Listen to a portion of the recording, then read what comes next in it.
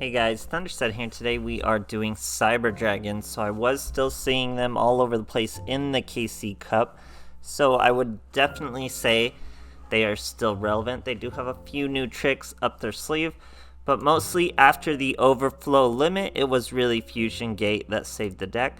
But now they're using a popular tech of Abyss Scorn.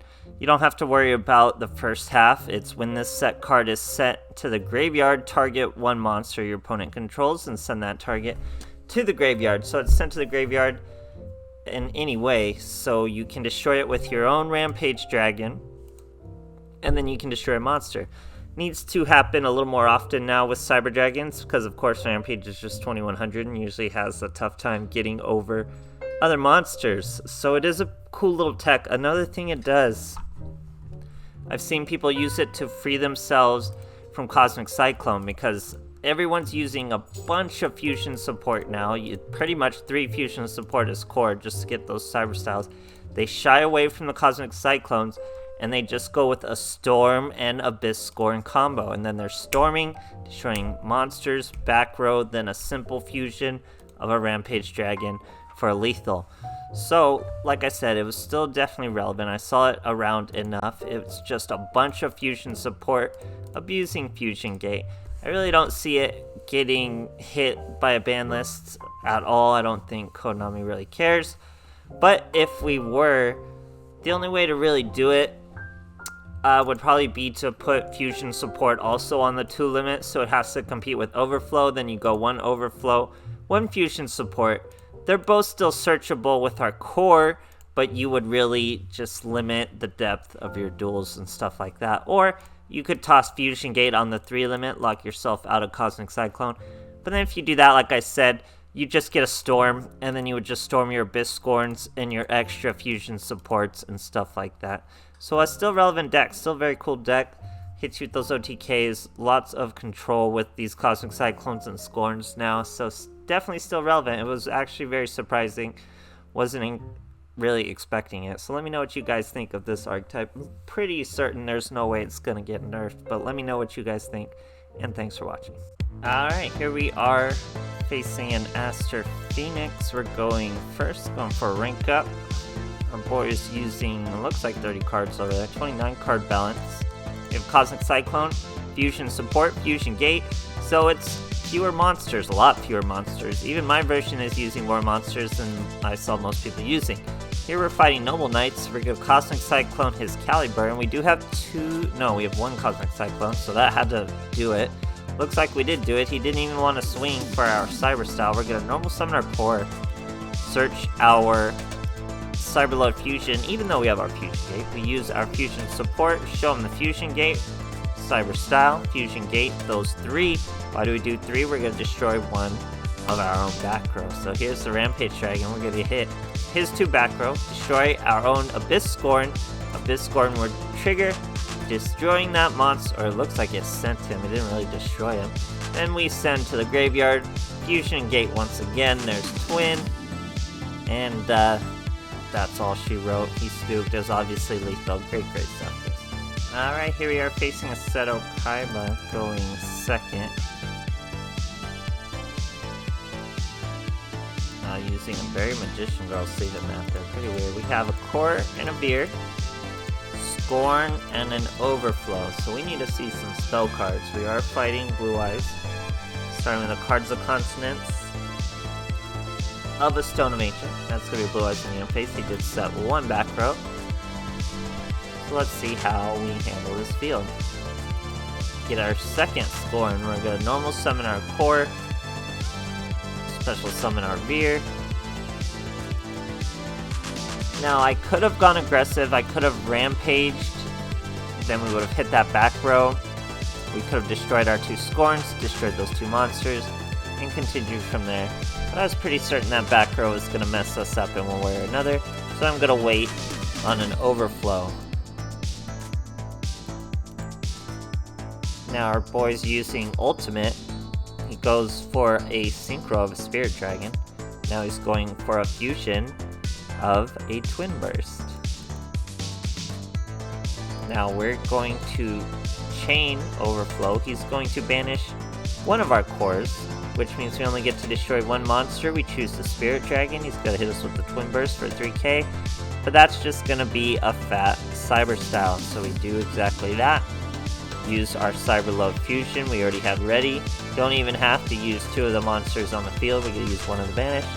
That's our Rampage Dragon. He's gonna destroy both of that back row. Didn't need both, just 1 of those Abyss Scorns, and that's gonna do away with this Twin Burst. He only has 1 card in his hand, it's probably Blue Eyes, and we finish him off. Great stuff, guys. Alright, here we are facing in a Shizu. Going second.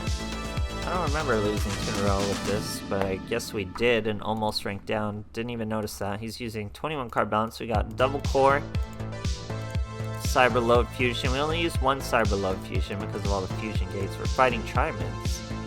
So we're starting with a King Golem, only a Hunter though, so not a huge problem. We're going to use our fusion support. Now we're going to overflow. He's going to get rid of his field spell. He thinks we're going to destroy that field spell for him, but we will not, because that will let him search the Sphinx, and then we'll have a bit of a problem. So we're just going to hit that back row. Now he's going to chain it and destroy our Rampage Dragon by banishing 2 field spells from his graveyard.